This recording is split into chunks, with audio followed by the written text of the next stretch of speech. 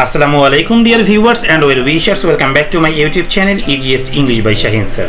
প্রিয় নবম শ্রেণীর শিক্ষার্থীবৃন্দ, আজকে আমি তোমাদের সঙ্গে শেয়ার করতে যাচ্ছি তোমাদের বাংলা বইয়ের তৃতীয় অধ্যায়ে রচনা পড়ি দৃষ্টিভঙ্গি বুঝি পঞ্চম পরিচ্ছেদ কল্পনা নির্ভর লেখা 3.5.2 পড়ে কি বুঝলাম।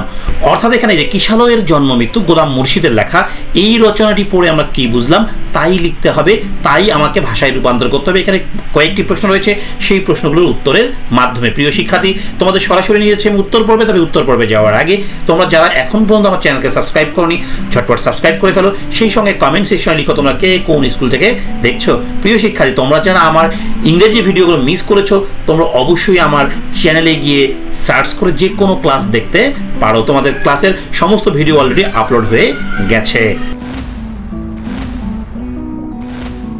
প্রিয় শিক্ষার্থী, কিশালয়ের জন্ম মৃত্যু গোলাম মুর্শিদের লেখা এই রচনাটির কিছু অংশ আমি তোমাদের জন্য পড়ছি, কারণ পুরোটা পড়তে গেলে অনেক বড় ভিডিও হয়ে যাবে। তোমরা সবাই বাংলাটা ভালো পড়তে পারো, আমি তারপর তোমাদের কিছুটা বুঝিয়ে দিই, তোমাদের জন্য খুব উপকার হবে।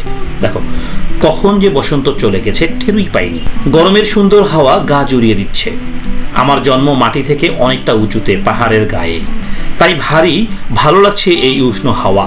আমার নাম কিশালয়, এখানে কিশোর আমি।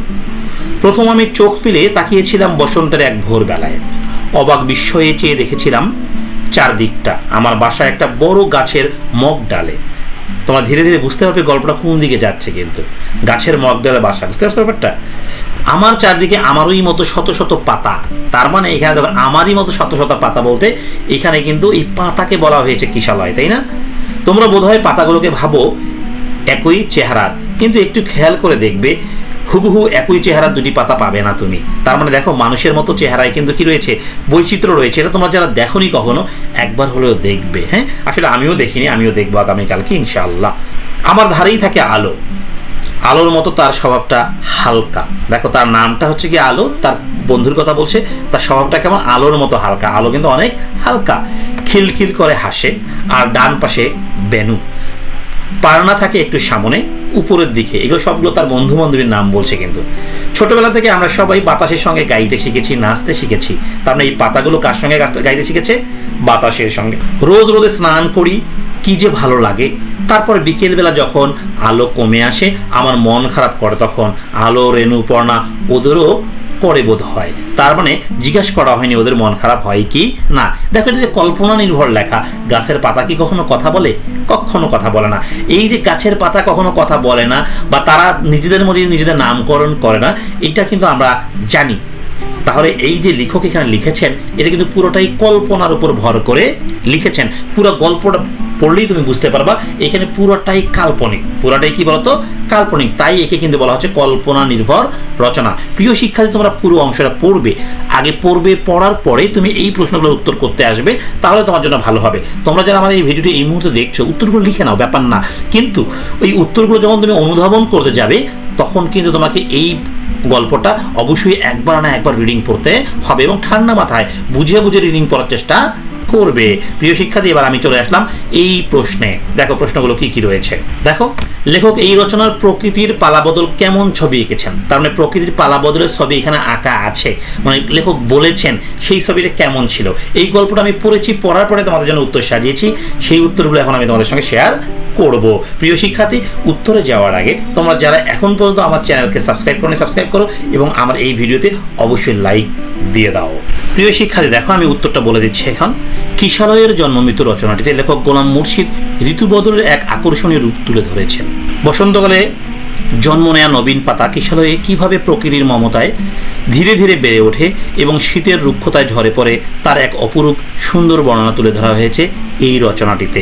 তার মানে একটা ছোট্ট পাতা, সবুজ পাতা যখন জন্ম নেয় ধীরে ধীরে ধীরে এর কি হয়, মৃত্যু হয়। এখানে কিন্তু মানুষের সঙ্গে এটা কি করা হয়েছে, রূপক এলিগরি করা হয়েছে, তুলনা করা হয়েছে। বসন্তকালে প্রকৃতি আসে রঙের বার্তা নিয়ে, গাছের নতুন পাতা স্বাগত জানায় তারুণ্যকে, কচি পাতায় ভরে ওঠে গাছ, বর্ষায় বৃষ্টি না ও শরৎ শেষে হেমন্ত আসে ঠান্ডার বাতাস নিয়ে। দেখো এই কথাগুলো কিন্তু বইয়ে আছে আমাদের। হ্যাঁ, এই কথাগুলোই সুন্দর করে যা সাজিয়ে দিচ্ছি তোমাদের জন্য। গাছের পাতা রং বদলাতে শুরু করে, সবুজ তরুণ পাতাগুলো হেমন্তে হিমে হতে থাকে বিবর্ণ, হলুদ, কমলা আর লাল রঙে ছেয়ে যায় গাছের পাতাগুলো। এরপর আসে শীত, শীতের শুষ্কতায় ঝরে পড়ে গাছের পাতা। তার মানে দেখো এদের বসন্তের জন্ম, শীতে কি এই গাছের পাতাগুলোর মৃত্যু হয়। এর মাঝেই কিন্তু এটাকে চিত্রায়ন করা হয়েছে, তার মানে ভাষা দিয়েই কিন্তু চিত্রায়ন করা হয়েছে। এবার দেখবো আমরা খ নম্বর প্রশ্ন, মানুষের জীবনের সাথে গাছের পাতার মিল কোথায়? দেখো আমরা কিন্তু অলরেডি মিলটা খুঁজেই পেয়েছি, তাই না? দেখো মানুষের জীবনের সঙ্গে গাছের পাতার মিল হলো জন্ম ও মৃত্যুতে, হ্যাঁ তাই না? বসন্তে জন্ম নেয় হচ্ছে গাছের পাতা, মৃত্যু হয় শীতে। ঠিক তেমনই দেখো মানুষ পৃথিবীতে জন্ম নিয়ে প্রকৃতির যত্নে বেড়ে ওঠে এবং কর্মের মাধ্যমে পৃথিবীতে নিজের পরিচয় গড়ে তোলে, অতঃপর মানব কল্যাণ নিজের জীবন বিলিয়ে দেয় আর তারপর একদিন মৃত্যুকে আলিঙ্গন করে। আসলে আমাদের বাস্তব জীবনে কিন্তু তাই, আমাদের সবাইকেই এই একই স্টাইলে আসতে হচ্ছে এবং যাইতেও হবে। অপরপক্ষে গাছের পাতায় জীবনচক্র ঠিক অনুরূপ। দেখো এখন মানুষের সঙ্গে গাছের পাতা তুলনা করা হচ্ছে। বসন্তকে রঙিন করতে জন্ম নেয় নতুন পাতা, আর মানুষের মতোই প্রকৃতির স্নেহ, মমতা, পরম ভালোবাসায় বেড়ে ওঠে।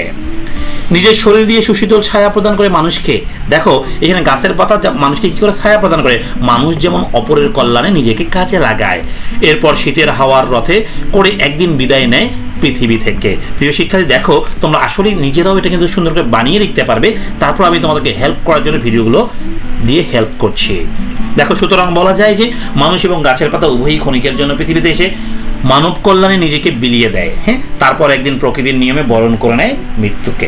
প্রিয় শিক্ষার্থী, এবার দেখবো আমরা গ নম্বর প্রশ্ন, এই রচনায় জীবন সম্পর্কে লেখকের কোন মনোভাবের প্রতিফলন ঘটেছে? দেখো কিশোরায়ের জন্ম মৃত্যু রচনাটিতে জীবন সম্পর্কে লেখক গোলাম মুর্শিদের উদারতা, পরোপকারিতা, নিঃস্বার্থ আত্মত্যাগের প্রতিফলন ঘটেছে। তার মানে এখানে রয়েছে উদারতা রয়েছে, হ্যাঁ, পরোপকারিতা রয়েছে, নিঃস্বার্থ আত্মত্যাগ রয়েছে, তাই না? দেখো নতুন পাতা কিশোরায়ের জন্মের পর যেমন প্রকৃতির আদর ভালোবাসায় বেড়ে ওঠে, নিজের শরীর দিয়ে সুশীতল ছায়া প্রদান করে মানুষকে, অতঃপর প্রকৃতির নিয়মে পৃথিবী থেকে বিদায় নিতে হয়। জন্ম আর মৃত্যুর মাঝে কিশোরায় এক গভীর জীবনবোধের পরিচয় দিয়েছে। সে মানুষকে ছায়া দিয়েছে। দেখো এটা কিন্তু মানুষকে ছায়া দিয়েছে, তার মানে শুরুতেই কিন্তু আমরা বলেছি এটা কি করছে? মানুষের জন্য পরোপকারের কাজ করছে, তাই না? এইখানে দেখো আবার যার মাধ্যমে লেখক মানব জীবনের উদ্দেশ্য ও সার্থকতার কথা প্রকাশ করতে চেয়েছেন। জীবনের চরম পরিণতি মৃত্যু, এই কথা মেনে পরোপকারে ব্যস্ত থাকে যা মানুষকে পৃথিবীতে করতে পারে চিরস্থায়ী। অর্থাৎ আমাদের কর্মই আমাদের কিন্তু চিরস্থায়ী থাকবে, আমরা কিন্তু থাকবো না। আমাদের ভালো কর্মগুলো কি হবে? স্থায়ী হবে।